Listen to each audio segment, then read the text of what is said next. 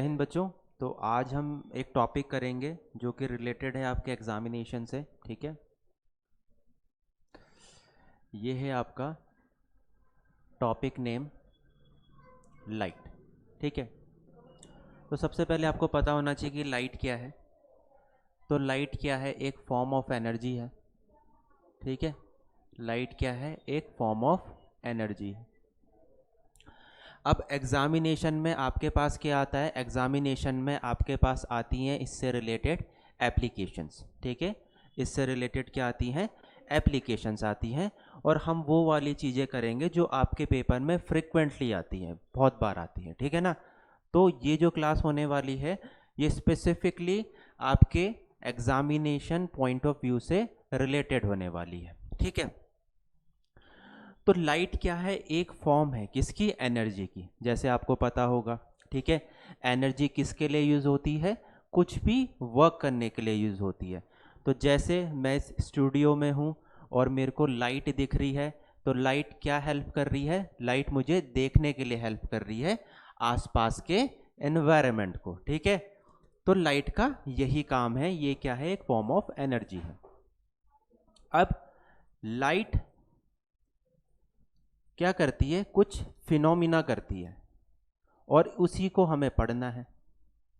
ठीक है, कुछ फिनोमिना करती है, उसी को हमने पढ़ना है, जो हमारे एग्जामिनेशन पॉइंट ऑफ व्यू से इंपॉर्टेंट है।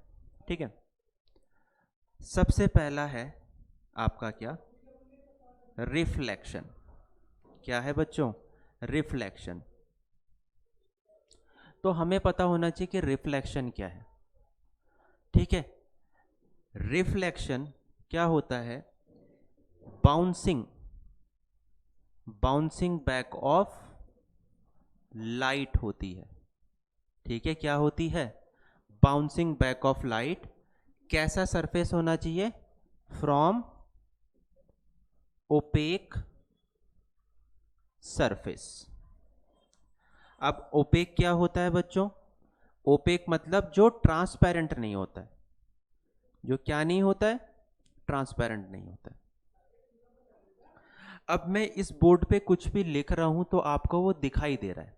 ठीक है ना? अब मैं इस बोर्ड में कुछ भी लिख रहा हूं तो आपको क्या हो रहा है? दिखाई दे रहा है। क्यों? क्योंकि ये बोर्ड ओपेक है, ट्रांसपेरेंट तो नहीं है जैसे ग्लास है। तो रिफ्लेक्शन वहीं पे होता है जहां पे सरफेस आपका ओपेक हो।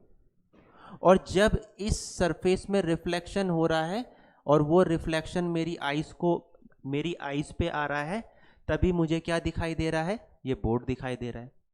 और यही फिनोमिना होता है रिफ्लेक्शन का। और रिफ्लेक्शन इसीलिए हेल्प करती है हमें क्या करने के लिए? चीजों को देखने के लिए।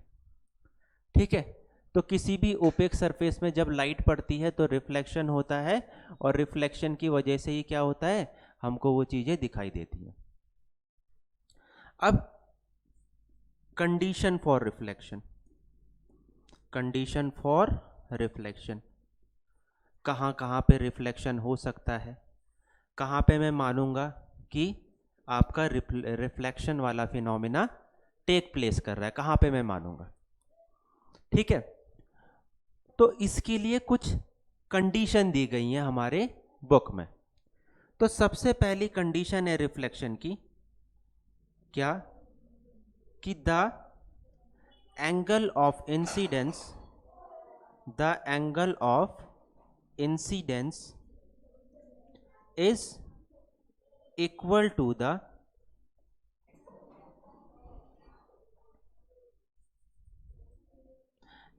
angle of reflection। क्या कह रहा हूं बच्चों में?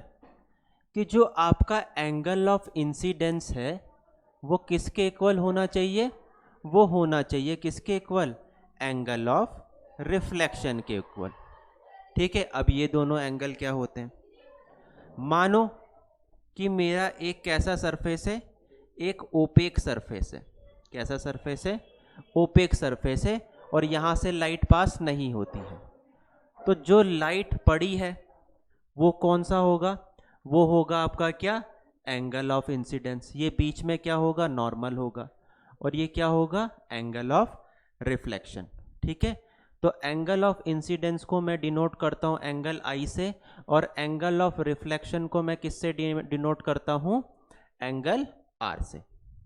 तो सबसे पहली कंडीशन जो होनी चाहिए रिफ्लेक्शन के लिए वो क्या होनी चाहिए बच्चों? कि जो आपका एंगल ऑफ इंसिडेंस है वो किसके इक्वल होना चाहिए? एंगल ऑफ रिफ्लेक्शन के। ठीक है, तो angle I is equal to angle R, यही मैं कहना चाह रहा हूं। तो ये आपका कौन सा एंगल है? जो आपकी लाइट रे आ रही है तो उसने कुछ तो एंगल बनाया होगा ना सरफेस के साथ, अरे बनाया होगा ना, ठीक है। तो और एंगल आर क्या है? जो आपकी लाइट रिफ्लेक्ट होके जा रही है, मान लो कि आपकी आंखों पे जा रही है, वो रिफ्लेक्ट होके, तभी आप उसको देख पा रहे हो। देख पा रहे हो क्या? ठीक है। तो पहली कंडीशन है कि एंगल ऑफ इंसिडेंस किसके इक्वल होना चाहिए? एंगल ऑफ रिफ्लेक्शन के इक्वल होना चाहिए। नेक्स्ट कंडीशन कि जो एंगल ऑफ इंसिडेंस है, द एंगल ऑफ इंसिडेंस, ठीक है, the angle of reflection and normal angle lie on same plane. lie on कौन से प्लेन बच्चों? Same plane. अब इसका क्या मतलब है? तो एंगल ऑफ इंसिडेंस और एंगल ऑफ रिफ्लेक्शन तो आपको पता चल गया, पर ये नॉर्मल क्या है? देखो ये जो बीच की लाइन है ना, आप सभी देख पा रहे होंगे जो मैं बना रहा हूं, ये जो बीच की लाइन है ना, ये बच्चों ये नॉर्मल है। ये क्या है बच्चों? नॉर्मल है। और ये जो नीचे का सरफेस है, देख पा रहे हो आप, इस सरफेस के साथ कितने डिग्री का एंगल बना रहा है? ये 90 डिग्री का एंगल बना रहा है। ठीक है, कितने डिग्री का एंगल बना रहा है? 90 डिग्री का एंगल बना रहा है। इसी नॉर्मल की वजह से आप क्या देख पा रहे हो कि जो आपका एंगल ऑफ इंसिडेंस है और जो आपका एंगल ऑफ रिफ्लेक्शन है वो अलग अलग है। और ये बोलना चाह रहा है सेकंड पॉइंट कि ये तीनों के तीनों एक प्लेन में लाई कर रहे हैं। इसका क्या मतलब है? तो बच्चों ये देखो, ये जो आपको दिख रहा है ना नीचे, ये एक ही तो प्लेन है, ये एक ही तो प्लेन है ना, एक ही प्लेन है क्या? तो एक ही प्लेन में तो तीनों के तीनों एंगल लाई कर रहे हैं, angle of incidence, angle of reflection और नॉर्मल एंगल लाई कर रहे हैं क्या?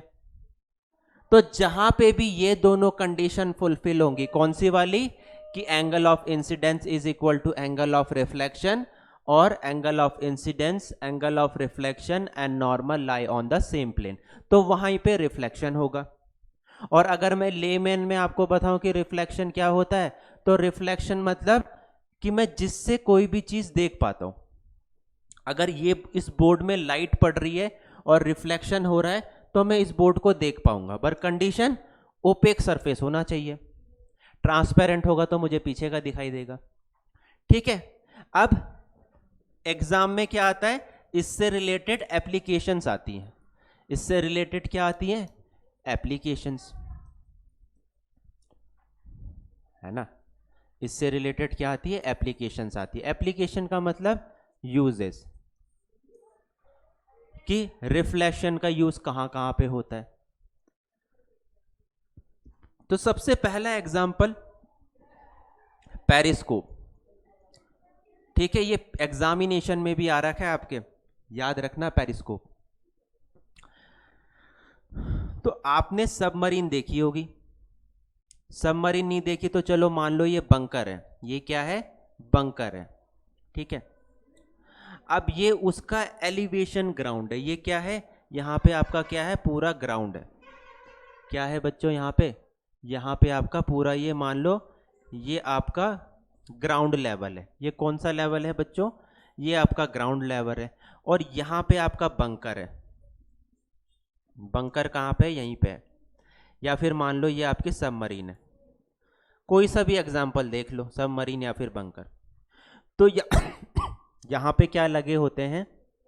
यहां पे एक प्लेन ग्लास लगे होते हैं 45 डिग्री के एंगल में। कौन से ग्लास लगे होते हैं बच्चों? तो लगे होते हैं आपके प्लेन ग्लास। और प्लेन ग्लास कौन से एंगल पे लगे होते हैं? 45 डिग्री के एंगल पे। कौन से एंगल पे? 45 डिग्री एंगल पे।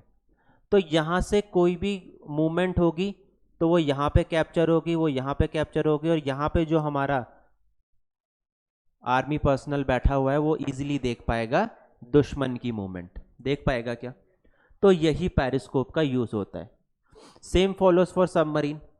तो सबमरीन में भी ऐसा ही आपका क्या होता है, ऐसे ही आपकी एक पेरिस्कोप लगी होती है और वो देख पाते हैं कि ऊपर क्या मूवमेंट चल रही है। ठीक है, विदाउट अपने को दिखाए हुए। ठीक है, सेकंड एग्जांपल किसका? प्लेन मिरर का। वो हो जाएगा आपका क्या?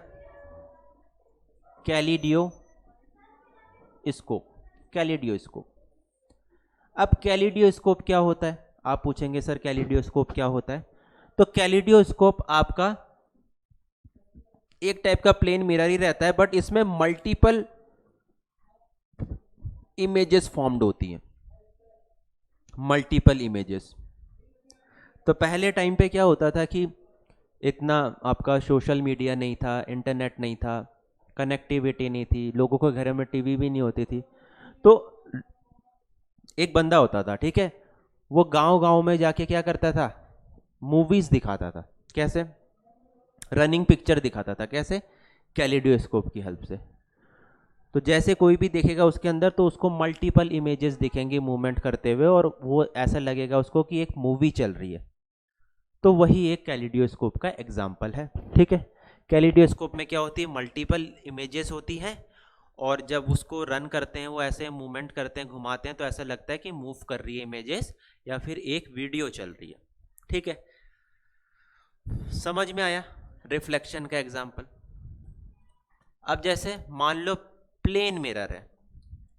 प्लेन मिरर जो आप घरों में यूज करते हो क्या प्लेन मिरर यूज घरों में? ठीक है, जब भी आप ड्रेस वगैरह पहनते हो, ठीक है, या फिर पार्टी वगैरह में जाते हो, तो आप अपने को कहाँ पे देखते हो? मिरर में देखते हो। तो वही एक एग्जाम्पल है किसका? प्लेन मिरर का। अब प्लेन मिरर में भी क्या होता है? प्लेन मिरर में भी आपका क्या होता है बच्चों? रिफ्लेक्शन वाला फिनोमिना टेक प्लेस करता है।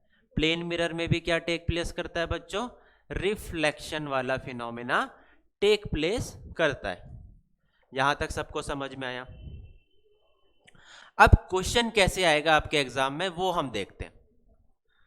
तो अगर मैं पूछूं, पहला पॉइंट, पहली एप्लीकेशन प्लेन मिरर की, ठीक है, पीछे से तो ओपेक ही होता है, ठीक है, इसीलिए आप अपने को देख पाते हो उसमें, ठीक है, वो तो बात है।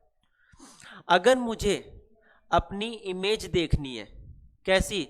फुल। अगर मुझे अपनी पूरी इमेज चाहिए, तो जो लेंथ होगा मिरर का, लेंथ ऑफ मिरर कितना होना चाहिए? लेंथ ऑफ मिरर होना चाहिए बच्चों half of my height. Half of my height. मान लो कोई 6 फुट का है, अपनी पूरी इमेज देखनी है उसे प्लेन मिरर में, तो उसे 3 फुट का ग्लास चाहिए। समझ में आया? तो पहली एप्लीकेशन ये रही प्लेन मिरर से रिलेटेड। सेकंड, अगर मैं मूव करता हूं प्लेन मिरर की तरफ x मीटर, तो मेरी इमेज भी कितने मीटर मूव करेगी मेरी तरफ? x मीटर मूव करेगी। ठीक है, तो जैसे मान लो कोई यहाँ पे पर्सन है, वो अपने को देख रहा है, ठीक है, कहाँ देख रहा है? प्लेन मिरर में देख रहा है। इसकी तरफ वो मूवमेंट कर रहा है x मीटर से, तो जो उसकी इमेज यहाँ पे फॉर्म होगी ना, वो भी x मीटर से मूव करेगी उसी की तरफ। ठीक है, तो इसमें लिख सकते हैं हम कि person move x meter from its position towards mirror, the image will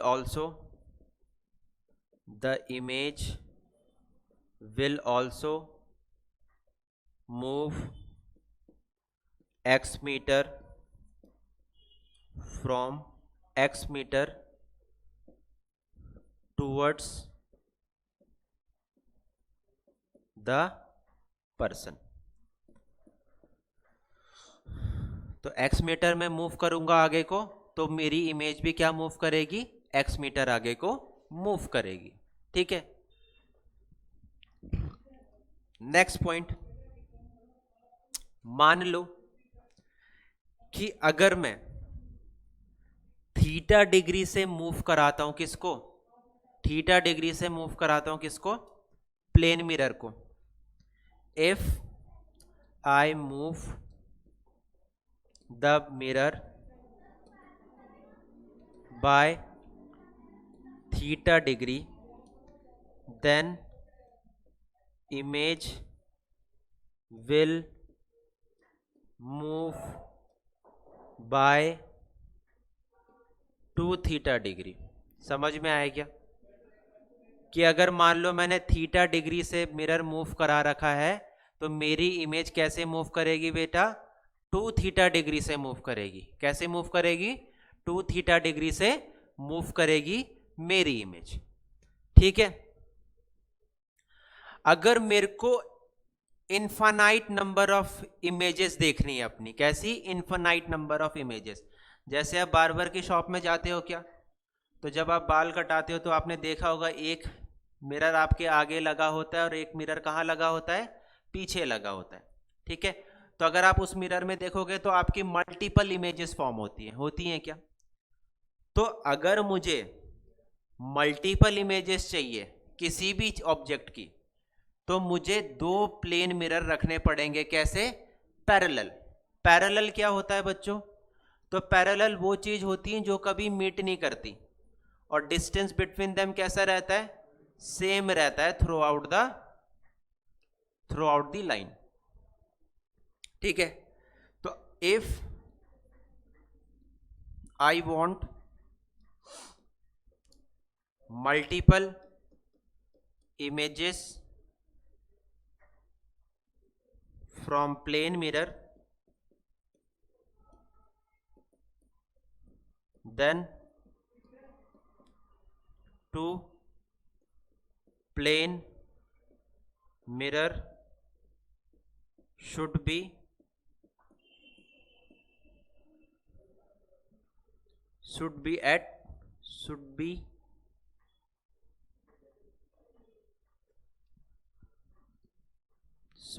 at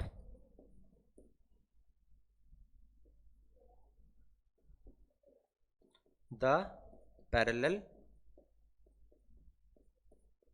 should be in the parallel position। ठीक है, तो कैसी होनी चाहिए, दोनों की दोनों पैरेलल पोजीशन में होनी चाहिए। मान लो ये है, तो तब मुझे मल्टीपल इमेजेस मिल सकती हैं। कैसी इमेजेस मिल सकती है, मल्टीपल। तो आपको क्या क्या समझ में आया, प्लेन मिरर की आपको प्रॉपर्टी समझ में आई है ना, एप्लीकेशन समझ में आया कि अगर मुझे अपनी पूरी इमेज देखनी है तो height of the mirror half होनी चाहिए। अगर मुझे मल्टीपल इमेज देखनी है अपनी, तो दोनों मिरर को पैरेलल रखना पड़ेगा। अगर मैं एक्स मीटर टूवर्ड्स मिरर के मूव करता हूँ, तो मेरी इमेज भी एक्स मीटर टूवर्ड्स मेरी तरफ मूव करेगी। अगर मैं थीटा डिग्री से मूव करता हूँ प्लेन मिरर को, तो मेरा जो इमेज है वो 2 थीटा डिग्री से मूव करती है। तो क्वेश्चन आपके यहीं से पूछे जाएंगे, जो कि आपका टॉपिक कौन सा है, रिफ्लेक्शन वाला टॉपिक है। और रिफ्लेक्शन क्यों हो रहा है, क्योंकि लाइट की वजह से हो रहा है। ठीक है ना, किसकी वजह से हो रहा है, लाइट की वजह से। और स्टडी ऑफ लाइट क्वेश्चन आ सकता है। स्टडी ऑफ लाइट क्या होती है, जिसमें आप लाइट की स्टडी करते हैं।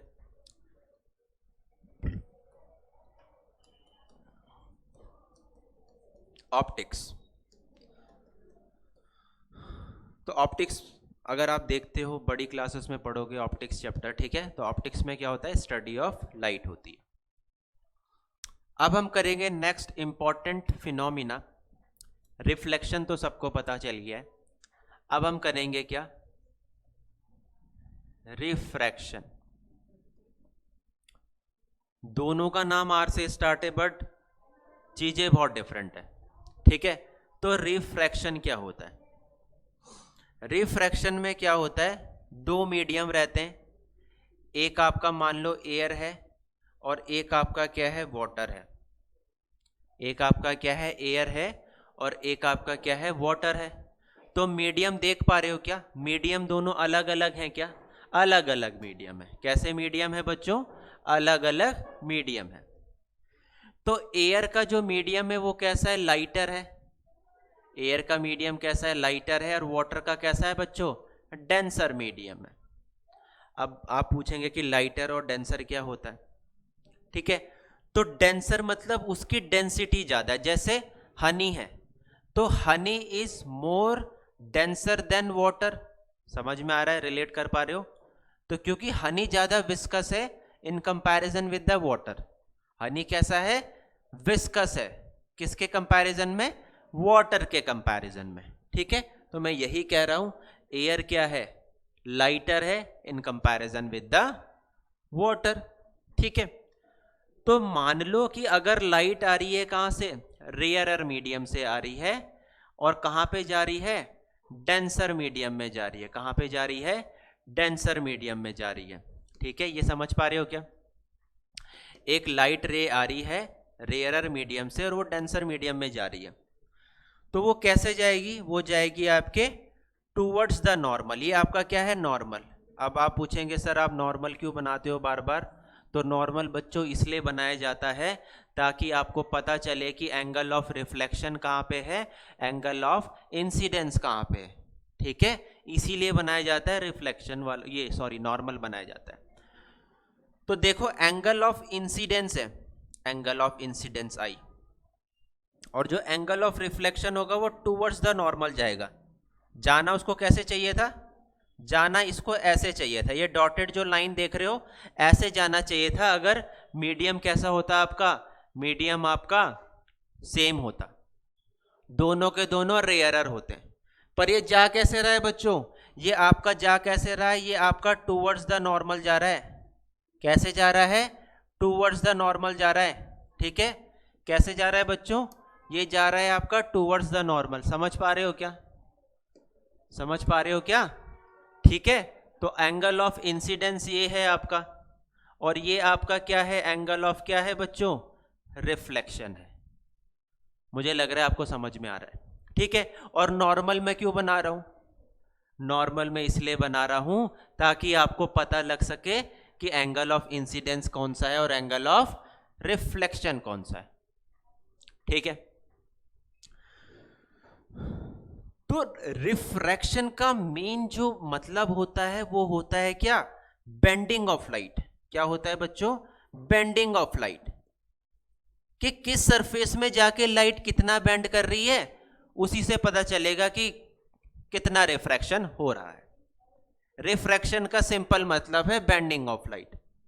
ठीक है, तो रेयरर मीडियम से आई, रेयरर मतलब हल्का मीडियम है, डेंसर मीडियम में गई तो ये नॉर्मल की तरफ चले गई आपकी, क्या नॉर्मल देख रहे हो ना, नॉर्मल, नॉर्मल देख रहे हो ये, तो नॉर्मल की तरफ चले जा रही है क्या आपकी, रिफ्रैक्शन वाली लाइन, रिफ्लेक्शन वाली लाइन। तो रिफ्रैक्शन का मतलब होता है बेंडिंग ऑफ लाइट, बस। अब रिफ्रैक्टिव इंडेक्स क्या होता है, एक और टर्म आता है कि रिफ्रैक्टिव इंडेक्स क्या होता है।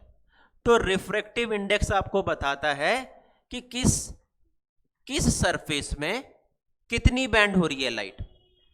जितना ज्यादा लाइट बैंड होगी उतना ज्यादा उसका रिफ्रैक्टिव इंडेक्स होगा।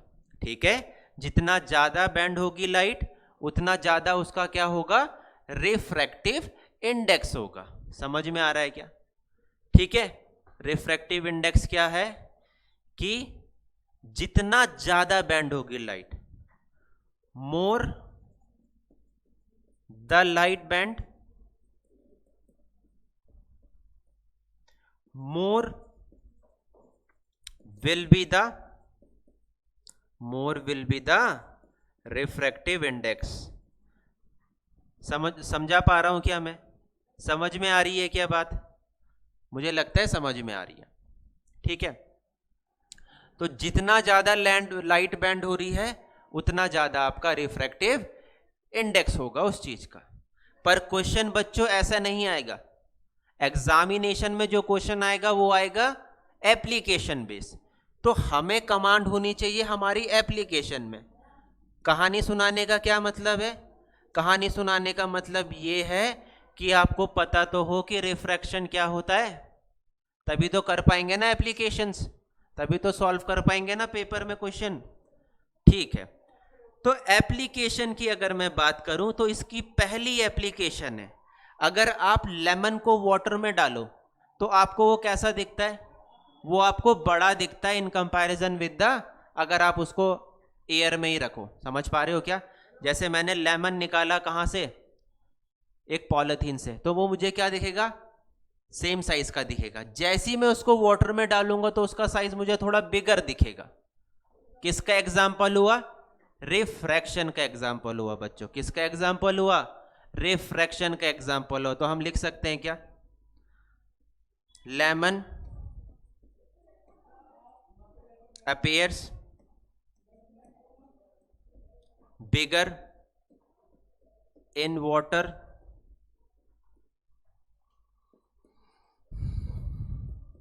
than in the air। ठीक है, तो वाटर में रखोगे तो बिगर दिखेगा। सेकंड एग्जांपल, अगर मैं पेंसिल डालूं वाटर में, अगर मैं पेंसिल डालूंगा वाटर में तो कैसा दिखता है? ऐसा दिखता है कि थोड़ी सी तिरछी हो रखी है, नीचे से दिखती है क्या? थोड़ी सी तिरछी दिखती है क्या? तो वो इसी का एग्जाम्पल है। Pencil appear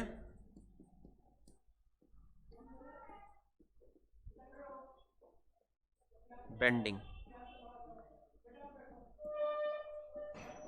from the lower surface.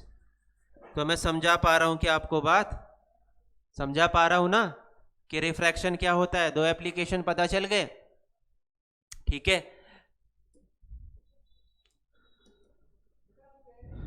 तीसरा एप्लीकेशन,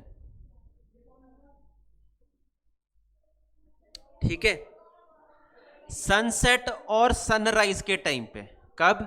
सनसेट और सनराइज के टाइम पे 2-2 मिनट क्या हो जाता है? डे की लेंथ इंक्रीज हो जाती है।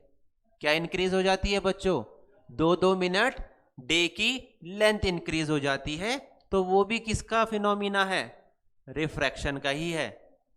बट अगर पेपर में क्वेश्चन आता है कि एटमॉस्फेरिक रिफ्रैक्शन का फिनोमिना है क्या, तो आप बोलेंगे यस। ठीक है, extending day by 2 minute in sunrise and 2 minute in sunset। तो these are the example of your refraction। these are the example of your refraction। ठीक है, यहां तक सबको समझ में आया क्या? अब हम करेंगे नेक्स्ट। रिफ्लेक्शन हो गया, रिफ्रैक्शन हो गया। अब हम करेंगे एक इंपॉर्टेंट फिनोमिना जिसको बोलते हैं टोटल इंटरनल रिफ्लेक्शन। क्या बोलते हैं? Total internal reflection. तो वही मैं करवाने जा रहा हूं आपको चीजें जो जो पेपर में बहुत ज्यादा फ्रिक्वेंट है बहुत सारी, पर जो हमारी क्लास होगी वो रिलेटेड होगी जो इंपॉर्टेंट चीजें हैं आपके लाइट वाले चैप्टर में। अब सभी बोलेंगे सर टोटल इंटरनल रिफ्लेक्शन क्या होता है? तो मैं इसका एग्जांपल बता दूं पहले। एग्जांपल से हम टॉपिक की तरफ चलेंगे। आपने डायमंड देखा है क्या? देखा है क्या? डायमंड कैसा रहता है? शाइनी रहता है ना, चमकता है ना बहुत। क्यों चमकता है? क्योंकि उसमें एक फिनोमिना होता है जिसको बोलते हैं क्या? Total internal reflection. ठीक है, उसे क्या बोलते हैं? Total internal reflection. अब हम कॉन्सेप्ट में आते हैं कि टोटल इंटरनल रिफ्लेक्शन क्या है। तो आपने रिफ्रैक्शन में देखा था कि लाइट रेयरर मीडियम से डेंसर मीडियम की तरफ जा रही है। रेयरर और डेंसर तो सबको पता चल गया क्या? चल गया क्या पता? ठीक है। तो अब डेंसर मीडियम हो गया आपका क्या? वाटर। डेंसर मीडियम क्या हो गया? वाटर। डेंसिटी बता दी ना मैंने। और एयर आपका कौन सा मीडियम है बच्चों? तो एयर आपका रहेगा रेयरर मीडियम और वाटर रहेगा आपका कैसा मीडियम? Denser medium. तो टोटल इंटरनल रिफ्लेक्शन में क्या होता है? लाइट ट्रेवल करती है डेंसर मीडियम से रेयरर मीडियम की तरफ। कहां से ट्रेवल करती है बच्चों? तो आप बोलेंगे डेंसर मीडियम से। किस तरफ? रेयरर मीडियम की तरफ। ठीक है। तो मान लो पहली राइट गई, वो थोड़ा इस तरफ ट्रेवल कर गई। ठीक है, नॉर्मल सब में बनाना है। अब आपको आदत हो जानी चाहिए नॉर्मल बनाने की।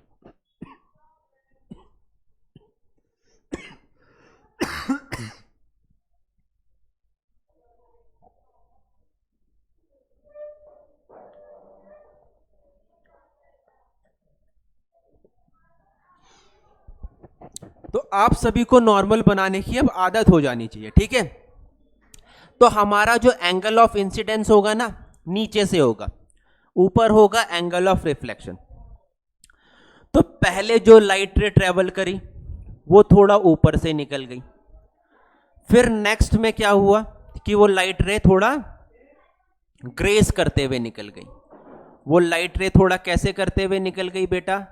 वो ग्रेस करते हुए निकल गई सरफेस को, ग्रेस करते हुए, ग्रेजिंग। जैसे घोड़ा चढ़ता है ना घास, तो ग्रेस करता है ना वो फील्ड को, वैसे ही ग्रेस करते हुए निकल गई आपकी लाइट रे। ठीक है। तो ये आपका एंगल ऑफ इंसिडेंस है और ये आपका एंगल ऑफ रिफ्लेक्शन है। इसी को हम बोलते हैं क्रिटिकल एंगल। इसी को हम क्या बोलते हैं? क्रिटिकल एंगल बोलते हैं, क्योंकि ये 90 डिग्री का एंगल बनाता है सरफेस के साथ। कितने डिग्री का एंगल बना रहा है बच्चों? तो 90 डिग्री का एंगल बना रहा है। अब नेक्स्ट हम करेंगे एंगल ऑफ इंसिडेंस, और ये पूरी तरीके से कहां चले जाएगा? इनसाइड द सरफेस चले जाएगा। कहां चले जाएगा? इनसाइड द सरफेस चले जाएगा। तो एंगल ऑफ इंसिडेंस और एंगल ऑफ रिफ्लेक्शन। तो सबसे पहली कंडीशन टोटल इंटरनल रिफ्लेक्शन में कि लाइट रे ट्रेवल करती है डेंसर से रेयरर की तरफ। ठीक है। पहले हमने कुछ एंगल लिया होगा, मान लो पहले हमने लिया 60 डिग्री। कुछ कुछ एंगल लेते रहेंगे हम। कब तक लेते रहेंगे? जब तक कि ये इसके सरफेस को ग्रेज ना करे। जब तक कि ये इसके सरफेस को ग्रेज ना करे और कितने डिग्री का एंगल ना बनाए? 90 डिग्री का। 90 डिग्री के एंगल को ही आप क्या बोलते हैं? क्रिटिकल एंगल कहते हैं। अब इससे ऊपर अगर मैं एंगल ऑफ इंसिडेंस को रखूं, अगर इससे ऊपर मैं एंगल ऑफ इंसिडेंस को रखूं, तो वो टोटली इंटरनली चले जाएगा। कहां? इनसाइड द सरफेस, जिस सरफेस से वो आया है। तो अब जब वो टोटली इनसाइड द सरफेस जा रहा है, तो ये क्या टोटल इंटरनल रिफ्लेक्शन नहीं हो रहा है क्या? अरे हो रहा है क्या? ठीक है। तो इसी को बोलेंगे हम टोटल इंटरनल रिफ्लेक्शन। समझ में आ गया क्या? समझ में आ गया क्या टोटल इंटरनल रिफ्लेक्शन? ठीक है। अब क्वेश्चन आएगा एप्लीकेशन से। तो इसका एग्जाम्पल क्या हो गया? एप्लीकेशन क्या हो गया इसका? तो इसका एग्जाम्पल हो गया आपका डायमंड। डायमंड देखा है कितना शाइन करता है ना? हार्डेस्ट मेटल है क्या? प्योरेस्ट मेटल है क्या? प्योरेस्ट मेटल मतलब प्योरेस्ट फॉर्म है ये कार्बन का। कैसा फॉर्म है? Purest form of carbon. देखो डायमंड प्योरेस्ट फॉर्म है, सेकंड नंबर पे आपका कोक आएगा। तो कभी एग्जाम में अगर डायमंड दिया हो तो डायमंड लगाएंगे, और एग्जाम में कोक दिया हो तो कोक लगाएंगे, और डायमंड और कोक दोनों दिए हो तो डायमंड ही लगाएंगे आंसर। समझ में आ रहा है क्या? ठीक है। तो डायमंड में कौन सी फिनोमिना होती है बच्चों? तो डायमंड में होता है आपका टोटल इंटरनल रिफ्लेक्शन। ठीक है, इसीलिए इतना शाइनी होता है। सेकंड एग्जांपल आपका क्या हो जाएगा? सेकंड एग्जांपल क्या हो जाएगा आपका? ये तो पहला एग्जांपल है। ठीक है, पहला एग्जांपल टोटल इंटरनल रिफ्लेक्शन का डायमंड हो गया। सेकंड हो गया ऑप्टिकल फाइबर। ऑप्टिकल फाइबर तो पता होंगी, बिजती रहती है ना, किसके काम आती है? इंटरनेट कनेक्टिविटी के काम आती है। तो optical fibre is also an example of total internal reflection. After that mirage. Mirage क्या होता है? तो आप देखते होंगे समर टाइम में कि आपको बहुत दूर में ऐसा लगता है कि यार यहाँ पे वाटर है, बट वाटर नहीं होता है। डेजर्ट में ये कंडीशन आपको ज्यादा देखने को मिलेगी। डेजर्ट में आप जाएंगे, दूर में दिखेगा आपको क्या वाटर है, बट वाटर होता नहीं है वहां पे, वाटर होता नहीं है वहां पे। Mirage is an example of your total internal reflection. ठीक है। Fourth example is your cold countries. तो कोल्ड कंट्रीज मतलब जहां पे परमाफ्रॉस्ट वाला एरिया है, जो कैसा एरिया है? परमाफ्रॉस्ट, टुंड्रा रीजन है। तो टुंड्रा रीजन में 12 महीने बर्फ रहती है, परमाफ्रॉस्ट वाला एरिया है। तो अगर वहां पे देखोगे ना, आपको तो इतना वाइड दिखेगा कि you may gate blind, you may gate blind, क्योंकि इतना रिफ्लेक्शन होता है वहां पे स्नो से कि वो एग्जाम्पल होता है किसका? टोटल इंटरनल रिफ्लेक्शन का। ठीक है। तो आपने रिफ्लेक्शन पढ़ा, रिफ्रैक्शन पढ़ा और टोटल इंटरनल रिफ्लेक्शन पढ़ा। ठीक है। उसके बाद एक और फिनोमिना मैं कराना चाहता हूं आपको। जैसे अगर मैं बोलूं कि वाटर ब्लू होता है, वाटर कैसा होता है? अगर मैं एक क्वेश्चन पूछूं आपसे कि वाटर ब्लू होता है, ब्लू दिखता है, स्काई क्या दिखता है? ब्लू दिखता है, सनसेट एंड सनराइज